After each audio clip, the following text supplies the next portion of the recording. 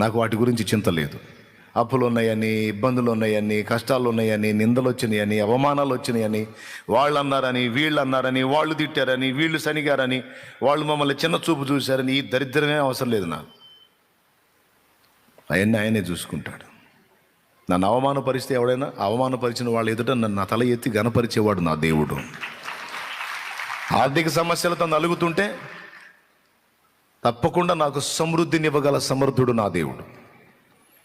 నేనైతే వాటికి వెళ్ళి చూడను. ఎన్నో ఉన్నాయి, నాకు సమస్యలు ఉన్నాయి, కానీ వాటికి వెళ్ళి చూడను. అవి నాకు మేజర్ సమస్యలు కావు. నాకు ముఖ్యమైనది ఏంటంటే, నిత్యము మండుతున్న అగ్ని గంధకాల్లోకి, అగ్ని గుండంలోకి వెళ్ళిపోయే పరిస్థితుల్లో ఉన్న ఆత్మలను కాపాడగలిగినంత వరకు బయటికి తీసుకురావడం, కాపాడటమే నాకు చాలా ముఖ్యమైన పని.